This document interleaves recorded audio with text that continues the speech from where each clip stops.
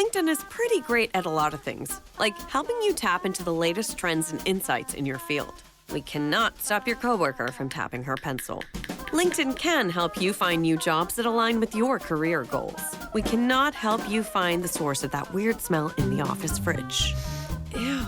And while we can't stop your coworkers from bringing their hobbies into the office, LinkedIn can help you bring your career to the next level. LinkedIn is the network that works for you. Every sip of Coca-Cola brings you closer to the excitement of the FIFA World Cup 26.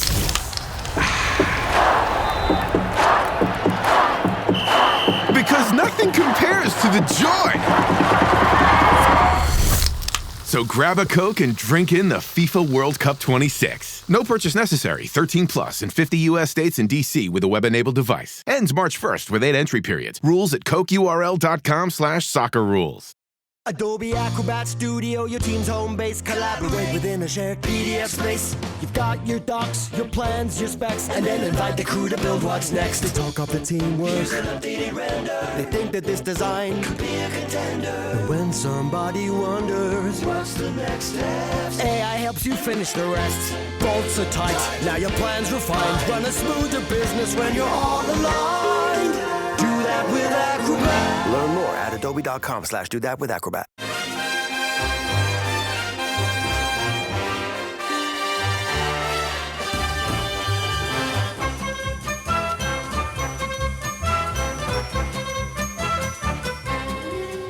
Hello everyone and welcome to How Are the Podcast. It's Gav and you join us for today's match day preview as we look ahead to Sunderland's fourth round FA Cup game away at Oxford United. It's another biggie because, of course, the season looks like it's going on track for us. Unless something drastic happens, we are not going to be heading towards the relegation zone, which means that for once, Sunderland can take the FA Cup seriously. So we will find out whether the men on the call with me today also believe that Sunderland have a very, very good chance of progressing in the FA Cup this year.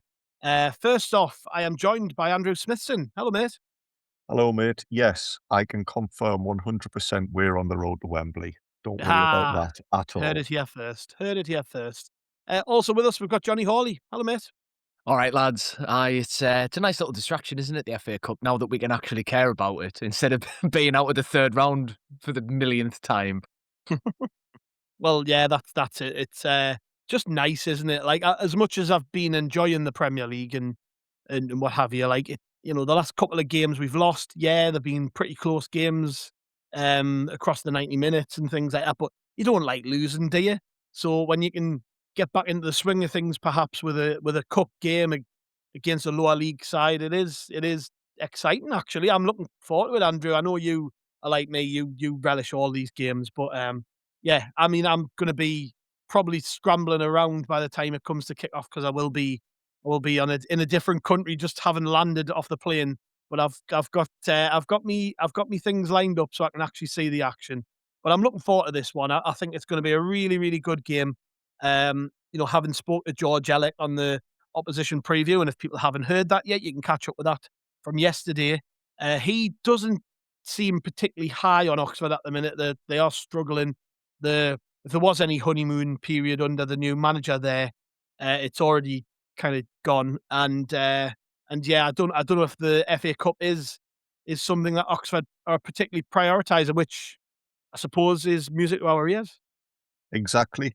You did right, Gavin, that I'm always excited by cup games. I'm a bit of an old romantic and I still love the idea of the FA Cup. And as Jonny said, there's a bit of novelty to it in that we can really give it a good go because of our league position. We're not panicking as such. Oxford, like you say, they're struggling in the Championship, so their focus might be elsewhere. But as I'm saying all of these things, this is just screaming FA Cup banana skin to me, lads. I need you two to pull me round before I start getting too stressed by the prospect. Yeah, what are you thinking, Jonny? Are you excited about this one? Yeah, I am. I think I agree with Andrew. I'm always excited for cup games. I also, I'm probably a bit more of a traditionalist in that sense. And I think it helps that as I was in me sort of prime teenage mega obsession with football years, was the 13-14 season where we reached a cup final.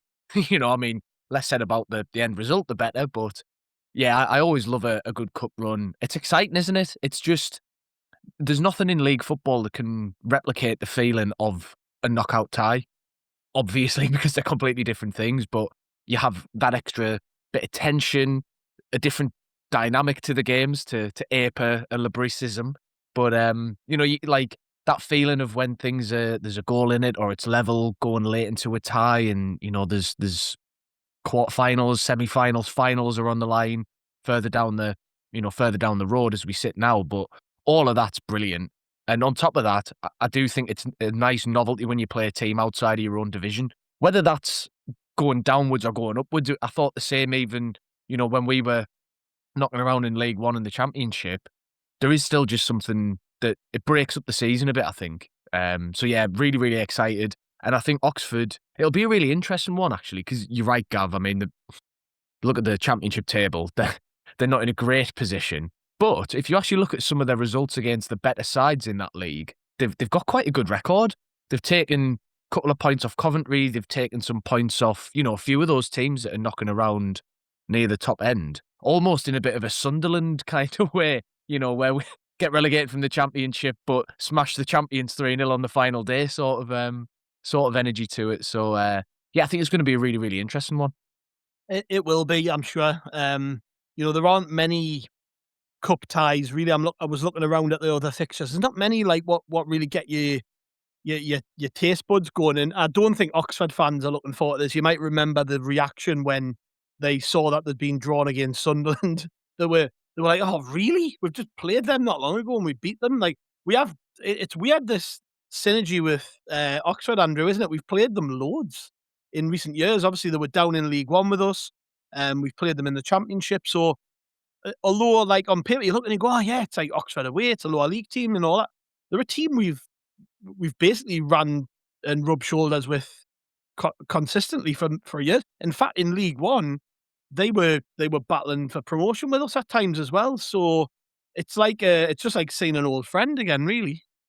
I don't know about an old friend when I think back to that absolute disaster game at the stadium behind closed doors. Didn't Carl Robinson threaten to call the police on a Sunderland player? There was some sort of I don't know, some sort of carry on. But you're right, we've played them lots recently.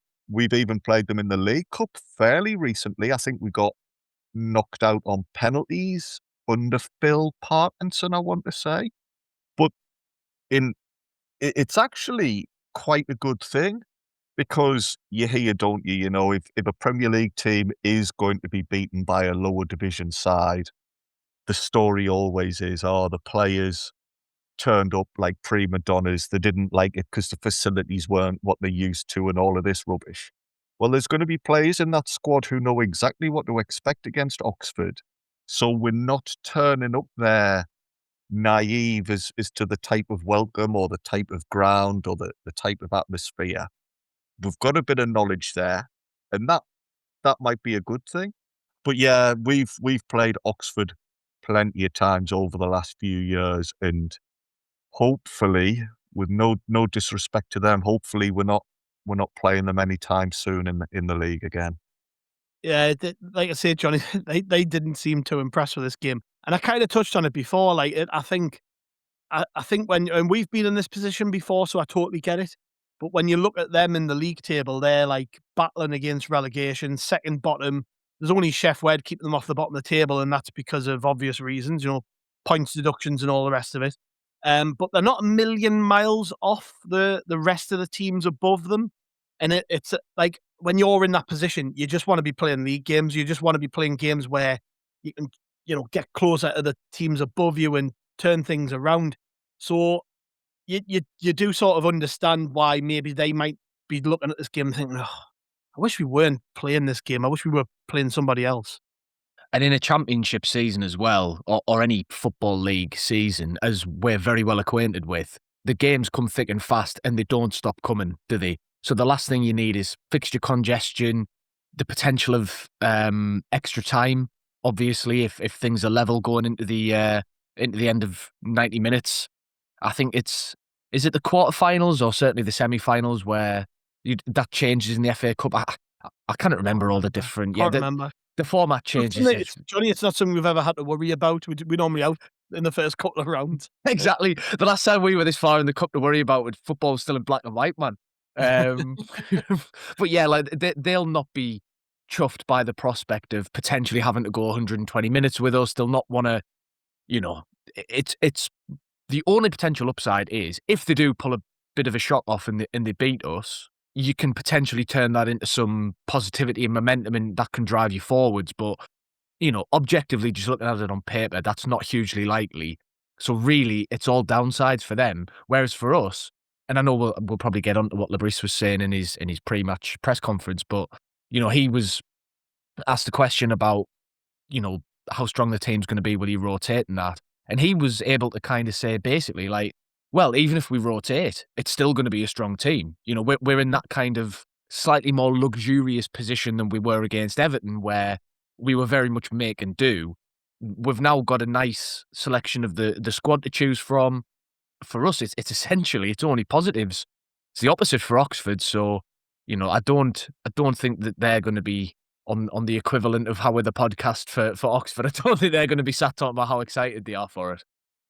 Is the magic of the cup still alive for you, Johnny? Does it still get you going? Because Andrew's like me, like you already said, these games do get you a bit excited. The magic's not been there for a long time. I think that's a point worth making, though. But this season does feel different. I felt different after Everton. Yeah, 100%. I mean, just the fact that we got through the third round, it makes you feel better than most seasons. But I think the manner that we did it as well, it felt very much like a cup win, if that makes sense.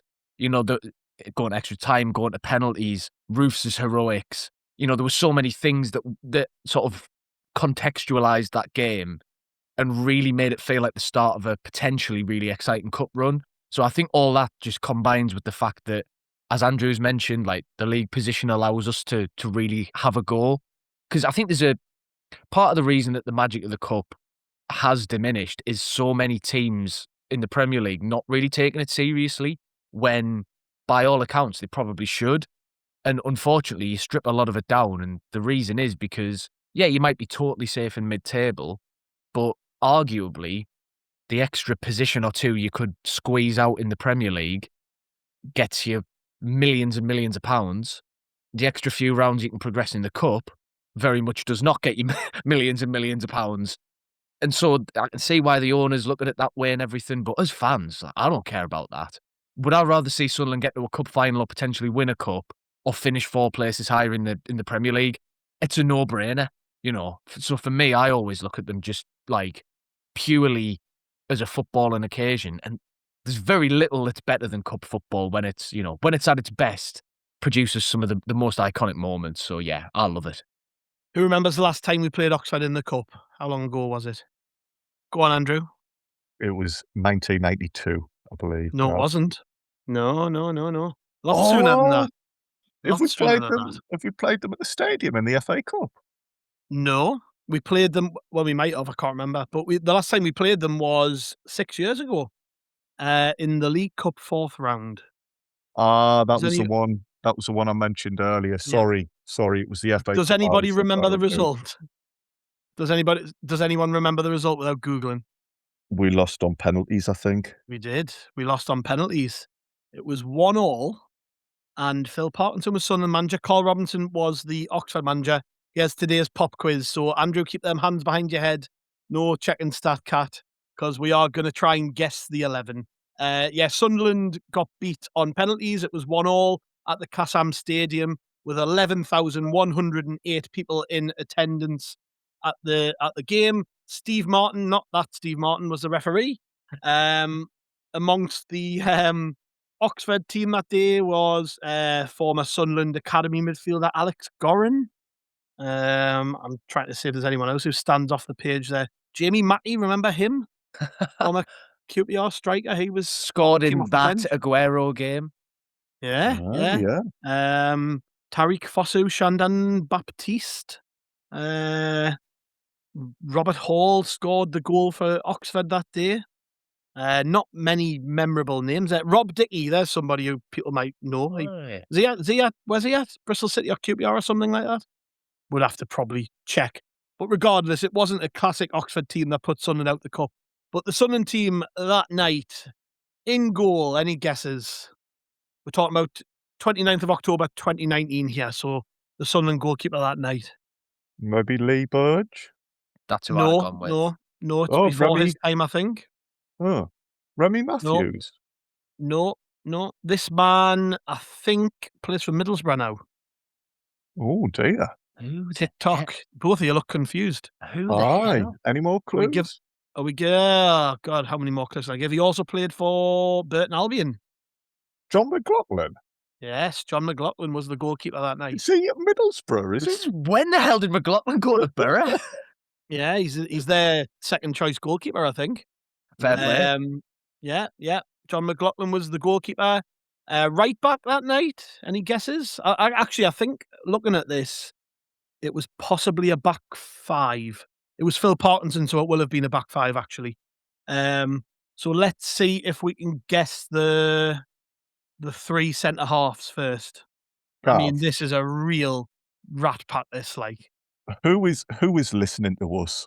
Trying to remember names from that era. I know. This is just to remind everybody how good they've got it. That this was the shite that were turfing out back then. Was Lynch there that season? Yes, Joel Lynch. Oh. How did he guess that? That was the one I thought you weren't going to get. Because I have such a vivid image of him in that horrible kit with the Mingans sponsor, the charity thing that was ironed on over. Because I have no memories of him on the pitch. So I'm really good at remembering which season he was here. That's it. Well, he played left centre half, I think. The other two Maybe. centre halves. Jordan Willis, maybe? Yes, Jordan Willis. Correct. Good guess. Flanagan? Yes, Tom Flanagan was the other. Well done. The two wing backs that night. Would Gooch have been playing wing back yet? No. Gooch didn't start that game. He wasn't even on the bench. Conor McLaughlin, maybe? Yes, Conor McLaughlin. Very Correct. Denver Who? Hume? Denver Hume. Yeah, God, you're nailing it today. Lawrence de Bock must have been injured because otherwise he would have got the nod. Jake Vaughan's absolutely robbed. We're into midfield now, so the two centre mids that night. Now, honestly, all of our centre mids for that few seasons to me could have been the same player because they were all as crap as each other. Yeah. Scowen? No, Josh Scowen. He wasn't even in the squad. I don't even know if he played for us then, to be honest. Maybe he did. Ledbetter. Yes, Grant Ledbetter. Okay. Correct. Max Power? No, Max Power wasn't even on the bench either, so no idea where he was. I think Dylan McGeoch had left, hadn't he? Yeah, No, he was an unused sub that night. Oh, okay. Well, you're closer than me. You're in the squad at least. Make it stop, Gav. Come on, just make it stop. This is horrible. He plays for Wrexham. Georgie Dobson. Yeah, George Dobson. And then I'm talking rubbish, by the way. I've got to give you one that you've already mentioned. Max Power did play. Oh. That was a miss from me. That. Just basking in that glory. Yeah, and the other two players that night. So these running would be down the wing for me. in McGeady. Yes, and the goal scorer for Sunderland that night, the centre forward was Mr. Will Grigg. no. Mr. Charlie Wyke. No. Grigg came off the bench. He didn't score. He came off the bench. He came on for Joel Lynch. Oh God, what a substitution that is! An attacking move from Parkinson there. Would have been more attacking to leave Lynch on the pitch, I reckon. We were getting beat 1-0, so we were 1-0 down, and he brought Will Grigg on after 55 minutes to try and rescue the result. Fucking hell! Anyone who complains about losing to Liverpool, just fucking listen to this, eh? My boy Sparky. There's your cue. Mark McNulty. Yeah, Mark McNulty, my boy Sparky. Free Stephen Avery, as his dad used to love tweeting. He was honest to God, that team. I mean, I don't want to disrespect the lads too much who played for us, but I do. If you want a sign of how far we've come, John McLaughlin, Conor McLaughlin, Denver Hume, Tom Flanagan, Jordan Willis, Joel Lynch, George Dobson, Grant Ledbetter, Mark McNulty, Aidan McGeady, and Max Power. And that was just over 5 years ago. So Fucking there's a hell. sign if ever it was needed. The bench that night, Pato, Brandon Taylor, Dylan McGeoch, Luke O'Nien, Benji Kimpioka, Lee Connolly, and Will Grigg. And we did lose on penalties. Notably, Luke O'Nien scored his. So he's got a decent record. He obviously scored in the last round against Everton, didn't he? O'Nien's shootout record, I think, is perfect. 7 out of 7 or 8 out of 8. I can't remember what they said when he scored that one in the Everton game. But yes, the two misses. Well, Grigg put it wide, and then Mark McNulty saw his saved. So the two strikers missed. Imagine if you told somebody that day, oh, by the way, lads, there's a future Premier League centre-half in this squad. And just told them to guess who it was. They'd be like, Flanagan? Fucking hell, Joe Lynch must have had a late career resurgence. Jesus.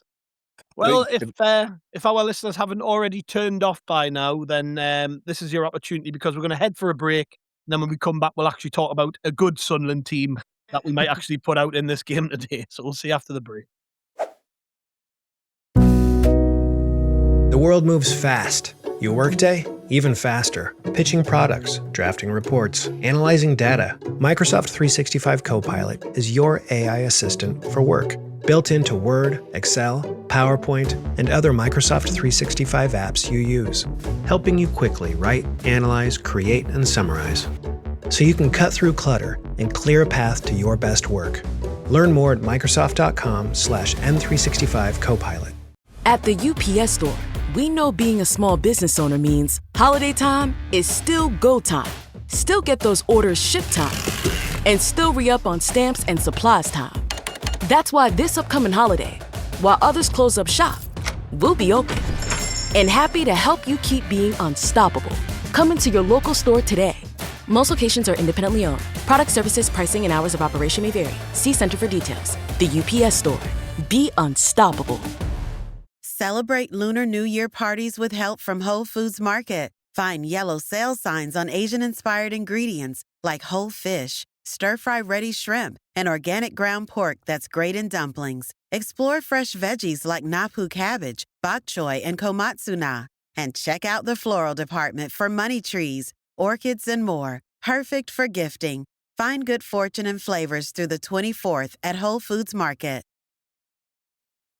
And welcome back to How We're the Podcast. And yes, we are playing Oxford in the Cup today. So let's talk a little bit more about it, lads. You mentioned Reggie Celebris's press conference before, Jonny, and there wasn't much to go off. I was hoping for some injury updates.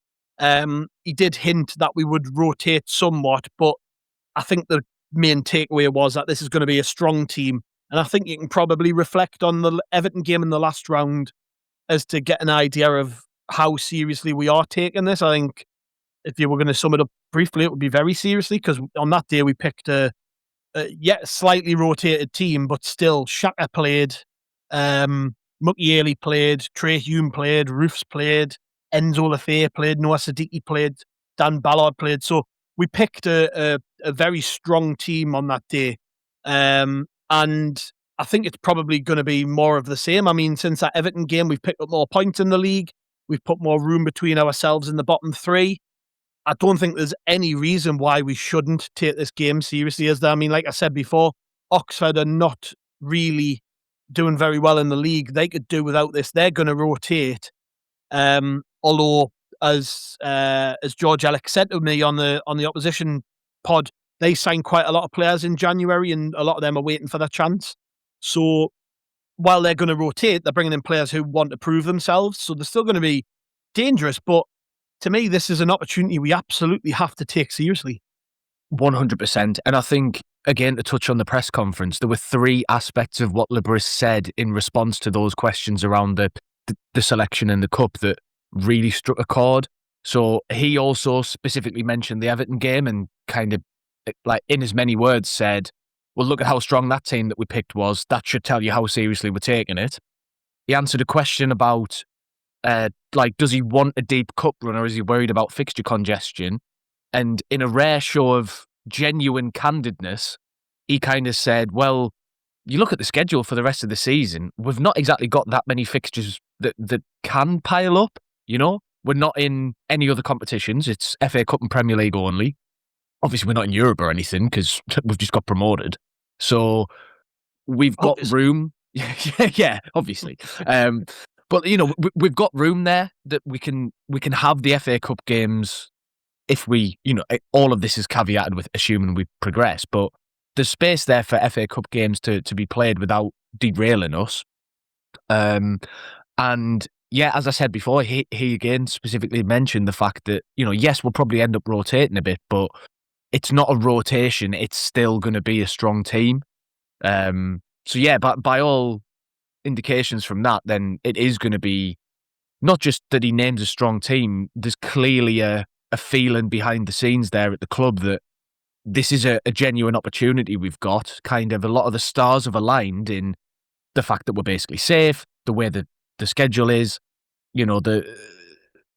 how successful our transfers have been to give us the size of squad of genuine options that we need to be able to.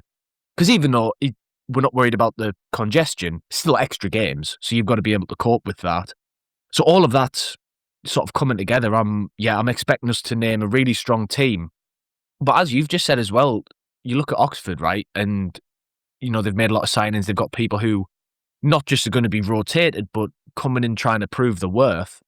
But we've still got exactly that situation ourselves with a lot of players. You look at, obviously, Nilson Angulo's had his first start, but he needs to get his feet under the table.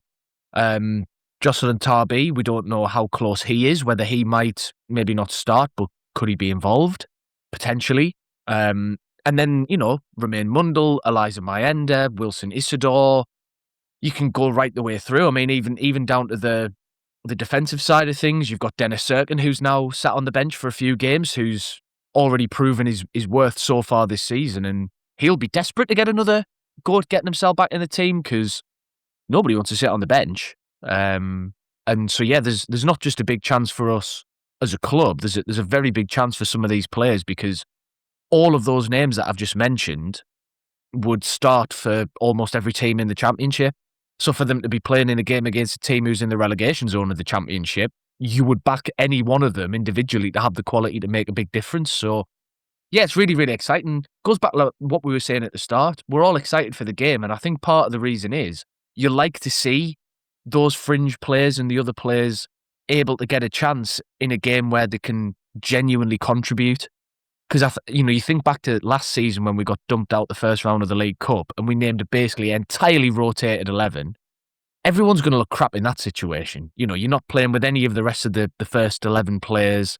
It's a nasty, scenario to try and make work. This is the total opposite of that. This is a really, really positive game to be involved in rather than something you've got to get through. So, yeah, excited for it and hoping, and it sounds like we're going to be giving it a proper go.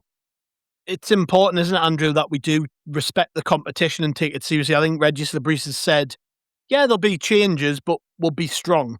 And like Jonny just reeled off a bunch of names there of players who I think will be disappointed if they're not playing. I mean, you look at the bench from the Liverpool game, for instance, you had Hertrauder came on, Talby came on, Mundell came on, Isidore came on. Unused subs were Serkin, Rig, Mayenda, O'Nien, and of course Melker Elborg. I mean, he'll probably be hoping his name's on the team sheet, get to show what he can do as a give a good first impression. He's new signing, but I mean, I've just given you their 9 names of players. They can't all start. Like I don't see that being what we do. It's going to be tough for Labrise, isn't it? Because the easy thing to do would be to go to pretty much every one of those players and say, yeah, here's your chance. What do you think he'll do? Do you think he will fully change the team to that degree? Or like, what are you? I'm not asking you to pick the team yet, by the way. We'll probably go through that in a minute. But like, how do you see him actually handling this? I think there will be 1 or 2 changes, but not. But the main driver behind that is, like when we played Everton, we're coming to the back end of a hectic week with 3 games. It'll not be a case of just bringing in players for the sake of it. It'll be players who are in that like red zone in terms of fatigue and what have you. It is really important that we treat this game right. And Jonny Jonny phrased it really well. We shouldn't see this as a chore or a pain in the backside. We should see this as a game that we take seriously, because it's a damn sight better than the other way round, which would have been a blank weekend, and that might have been even more of an issue because you don't want things to be stop-start. A break at this time of year isn't necessarily the right thing. So, yes, there'll be a couple of changes. Luke O'Nien, for example, I think fully deserves a place in the team, particularly with question marks over fitness for one or two others. But this team will be getting picked with a view to winning it and a view to maybe protecting one or two players who are injured or in a grey area, rather than let's just chuck a load of names into a hat, see how they get on, and hopefully we get knocked out and we don't have to worry about it any longer. That's not how we're approaching this, I don't think. In terms of the team then, Jonny, I think Omar Alderete is expected to be given a rest. Whatever was wrong wasn't too serious, but it's enough probably to keep him out at the weekend, which is fine. You know, Luke O'Nien or Lucherel Hertrauder will probably come in place of him. Otherwise, I think we're picking from a pretty fit squad. So, then let's start with keeper in defence. What do you think he's going to do? Do we stick with the back four first and foremost? And if we do, who's going to line up in the back four and goalkeeper position? I was just going to say the formation obviously will be a slight question mark, whether it's a 4 or a 5. Personally, I think we'll go 4 because, as you say, Alderete can probably do with the rest. So naturally, you take a centre-back out, but you swap from a 5 to a 4, you're fine. Keeper's a hard one because you're right, Elborg will be, probably champing at the bit for a taste of proper action. So it would make a lot of sense to give him a go, but Roof's played the third round. So, toss of a coin for me, really. I could see it going either way. I think Roof's players, if I'm honest. I think if you put a gun to me, I'd say Roof's. I will just remind you, lads, I think you were on the pod, Jonny. Don't take this the wrong way, but everybody was adamant that he would drop Roofs, and then Patterson didn't play. So it is a tricky one to call. One's bitten, twice shy, That's why I've sat so firmly on the fence. With the back four, again, it's really interesting. Serkin could easily come in for Ronaldo.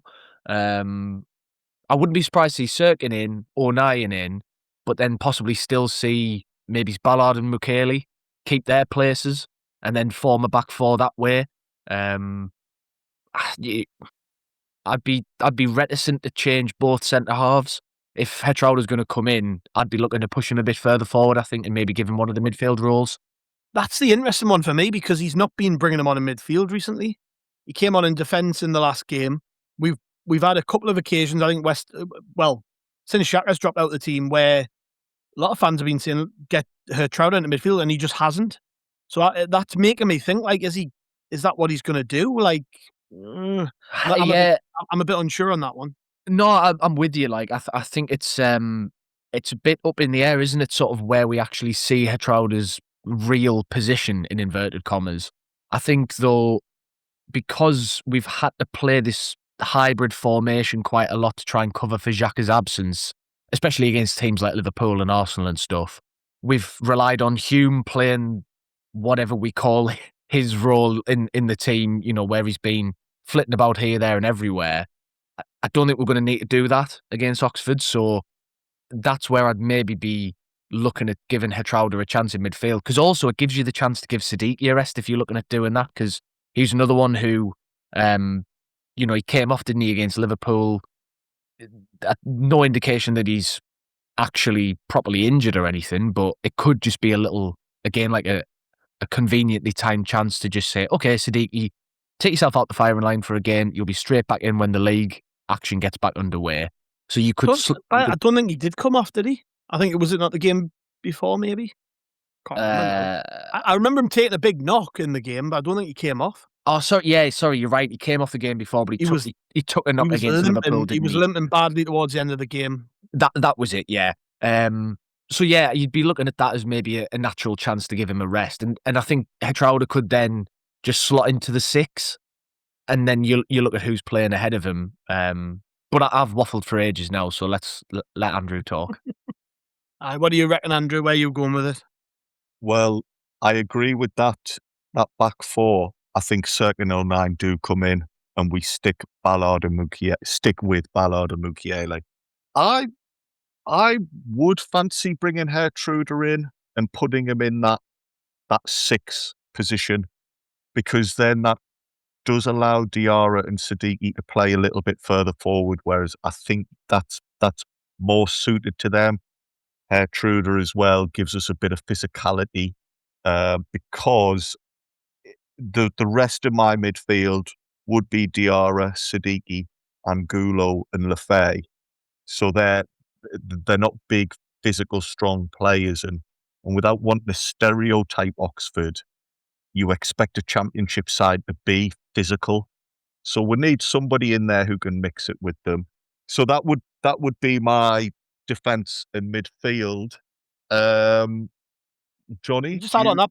Can I just add on that? By the way, the the chat I had with George Ellick, he was talking about Brannigan, and I can't remember the name of the other lad, but the two midfielders are basically like just battering rams in there. Yeah. And it was interesting that Reggie Slabrisi's press conference, when he was asked about the game last season, he said that they were just really physical against us and they got stuck in basically and they were direct. That'll still be in his mind. I mean, I know Oxford, it's a long time since that game, but the principles are probably still going to be there. They're still going to, Brannigan's one of their longest serving players. He's been there a long time. So you're going to expect them to be physical. So I actually agree. I think he will possibly play Hertruder in there, but I'm not sure Siddiqui starts, if I'm honest. I agree. I just think with them getting walloped in the last game a bit, and he just, like Nick Barnes asked the question in the press conference. He said, do you think he's struggling a little bit because he's played so many minutes and things like that? And he did kind of brush it off. I don't know if that was as if to say, well, he's probably going to play at the weekend, but there is that feeling, isn't there, that maybe Siddiqui could do with a bit of a rest, and I wouldn't be against it. Would the assumption be that if he was to drop out, would we be thinking then Rig would take that spot, or who would you fancy for that then? So I think if you're going to go with Hertruder in there, so let's go with Roofs, Sirkin, O'Neill and Ballard, Mukiele. That's a fine back five. But then you have Hertruder playing that deeper role, and then you have Enzo and Diarra playing off him. That's two midfielders. That was what I was going to say as well. But to be honest, I did slightly forget Rig. I would be surprised if Rig doesn't at least play a good amount of minutes in the game. Whether he starts, because he's played a lot on the right as well, hasn't he? Obviously, he's had to at times because we've had to sort of fit people in the Premier League. But yeah, I'd be with you. I think Diarra and Lefay centrally, because I think then that gives you the opportunity to give maybe a Mayenda a go out wide.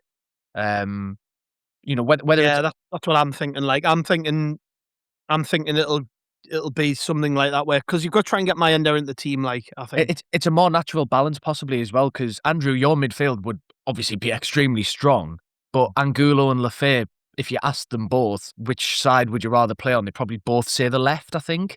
Whereas with Angulo and Mayenda, then you've got a natural left sider, a natural right sider, and then obviously whoever plays centre forward be through the middle. Well, yeah, that's funny because I thought Broby would get a rest and Mayenda would play as the central striker. So if you were to drop Siddiqui and keep Lefay as the midfield three, do you then try and get Talby and Angulo both playing? It means you might have one of them in an unfamiliar position, but I'm not even sure Angulo plays. I think it might be Talby and Mayenda, and it'll be Isidore up front. Or could it even be Mundell and Mayenda?